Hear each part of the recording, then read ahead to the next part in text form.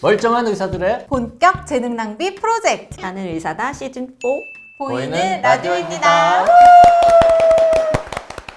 오늘 모신 분은 세종충남대병원 소아과의 김민지 교수님 모셨습니다. 어서 오십시오. 네, 안녕하세요. 소아과의 여러 분야 중에서 주로 뭘 공부하시는 분입니까? 저는 소아청소년과 중에서 호흡기 알레르기를 담당하고 있습니다. 그럼 오늘 알레르기가 아마 그렇죠. 주제겠네요. 알레르기 중에서도 특별히 식품 알레르기에 대해서 주로 이야기를 할 예정입니다. 교수님 뭐 알레르기 있는 거 있습니까? 저는 알레르기 비염이 나이가 들어서 생긴 것 같아요. 그러면 그건 이제 쉽게 말하면 체질이 좀 바뀌는 거군요. 나이에 따라서 알레르기 질환이 나오는 질병이 조금씩 다르다고 얘기하거든요. 어린 나이에는 아토피 피부염이나 식품 알레르기가 잘 발생한다고 되어 있고, 초등학교 언저리 정도 되면은 이제 천식이 많이 발생한다고 되어 있고요. 성인기로 갈수록 알레르기 비염이 발생한다고 되어 있습니다. 이제 나이대에 따라서 이런 특정 질환이 발생하는 게 좀 다를 수 있는 거죠. 전 복숭아 못 먹거든요. 알레르기가 맞아. 있어서. 온 가족 아무도 없는데 저만 있어요. 네. 왜 그래요? 주워와서 그래요?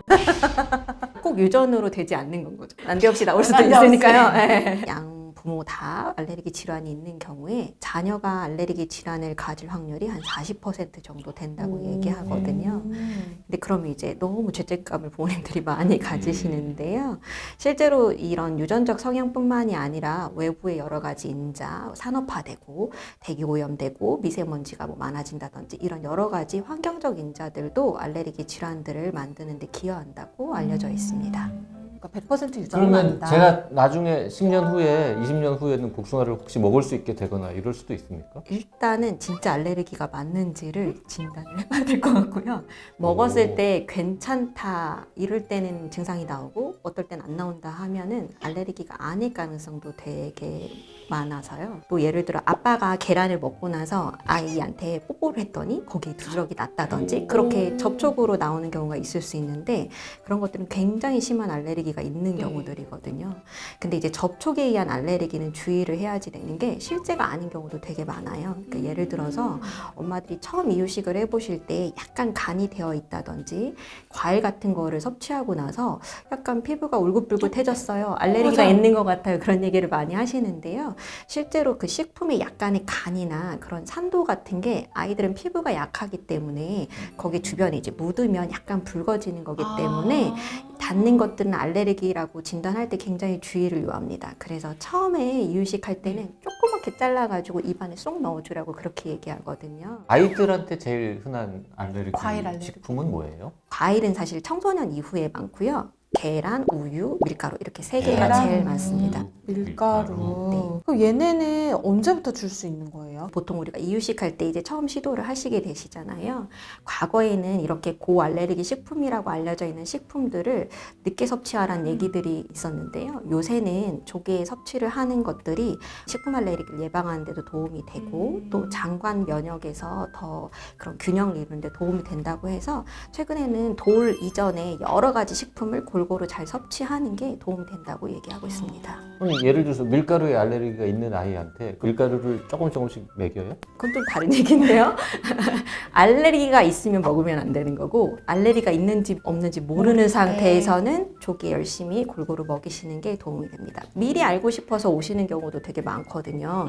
나는 너무 걱정돼서 이유식하기 전에 혈액 검사를 다 해달라 이렇게 하는 경우도 있는데 실제로 그렇게 검사를 미리 하는 걸 권장하지 않고 증상과 검사가 두 개가 합쳐졌을 때 저희가 진단을 내릴 수 있습니다. 주로 아이들은 어떤 증상이 나타날까? 뭐 두드러기? 가려움? 네네네. 식품 알레르기의 가장 흔한 증상은 피부 증상이라고 되어 있는데요. 대부분 섭취하고 나서 한두 시간 안에 두드러기가 발생한다고 합니다. 두드러기를 잘 봐야 되는데요. 실제로 이제 보호자분들이 두드러기라고 해서 가져오시는데 아닌 경우가 되게 많거든요. 두드러기는 모기가 물린 것처럼 툭툭 불어나고 하루를 넘어가지 않아요. 그리고 섭취하고 나서 한두 시간 안에 발생하기 때문에 내가 아침에 먹었는데 저녁에 뭐가 났다 이런 거는 아닐 가능성이 많으시고요. 그런 두드러기나 혈관 부종이라고 해서 입술이 붓거나 눈두덩이가 붓거나 이런 증상이 나올 수 있습니다. 이거 외에도 호흡기 증상 중에서 기침을 하거나 쌕쌕거리거나 호흡곤란이 있거나 이런 경우도 있을 수 있고요. 알레르기 중에서 아주 심각한 알레르기 반응이 아나필락시스라고 얘기하는데요. 이건 이제 생명을 위협할 수 있을 정도로 위협적인 반응이 나오기도 합니다. 같은 음식인데도 좀 조리하는 거에 따라서 알레르기 반응이 나타나기도 하고 안 나타나기도 한다던데 이런 경우에는 진짜 알레르기인 건가요? 그런 경우가 실제로 있을 수 있는데요. 예를 들어서 계란 같은 경우는 오래 조리하면 알레르기성이 떨어지는 식품 중에 하나예요. 그래서 우리 애기는 계란 알레르기가 있는데 카스테라를 먹으면 괜찮아 이렇게 얘기하는 경우들이 있거든요. 이거를 저희가 식품 사다리 이렇게 얘기를 합니다. 그래서 반숙이나 계란 오믈렛 같은 거, 스크램블 이런 것들에는 반응이 있는데 이걸 고온으로 밀가루로 베이킹한 그런 식품들한테서는 괜찮은 경우들이 있기 때문에 이런 알레르기성이 조절되는 식품에 대해서는 이걸 전체를 다 못 먹게 하면 삶의 질이 너무 떨어지기 때문에 알레르기 전문 의사와 상의하에 어느 정도 레벨까지 먹을 수 있는지를 정하시면 되겠습니다. 근데 이 알레르기 종류에 따라서 이제 못 먹는 음식들이 생기잖아요.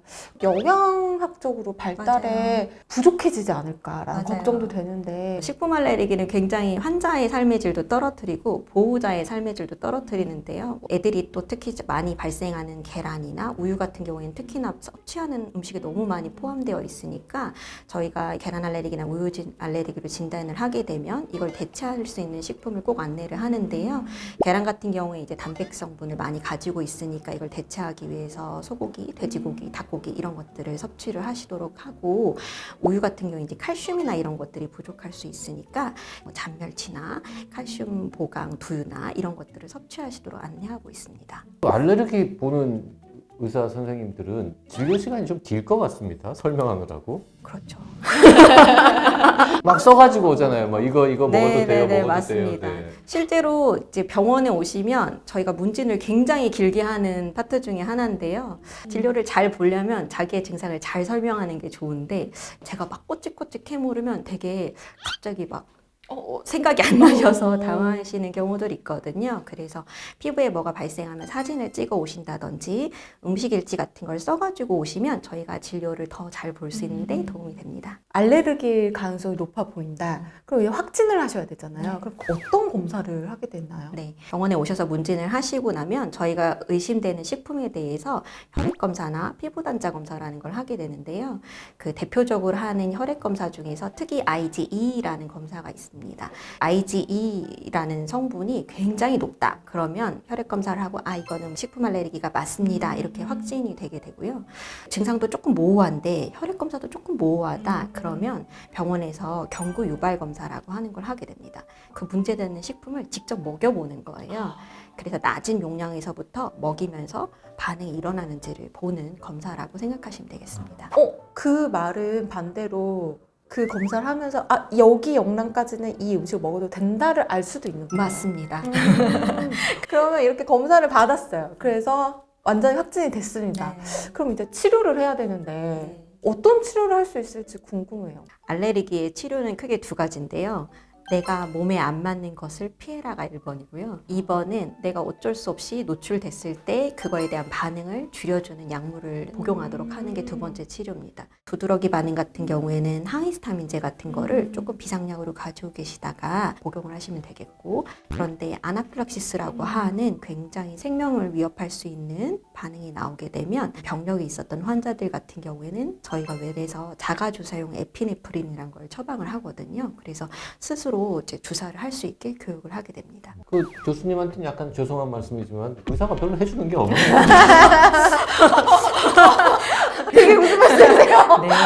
식품 알레르기가 우리나라 사람들한테 당신이 식품 알레르기를 가지고 있습니까? 이렇게 질문을 했을 때 본인이 가지고 있다고 생각하는 사람이 한 20% 정도 있다고 얘기하거든요. 근데 실제로 전문의한테 진단을 했을 때 정말로 가지고 있는 경우는 5% 이내로 생각을 해요.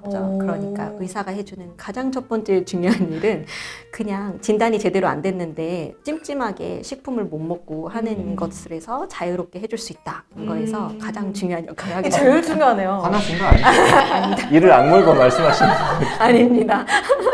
오늘 풍력이 난무하는 방송이 될 뻔했는데 잘 수습이 된 것 같습니다. 네. 그 식품 알레르기라는 거 전문가랑 상의를 하면은 훨씬 더 안전하게 여러 가지를 먹을 수 있겠다 이런 생각이 드네요. 네. 네. 오늘 세종충남대병원 소아과의 김민지 교수님 모시고 식품 알레르기에 네. 대해서 공부해봤습니다. 고맙습니다. 감사합니다.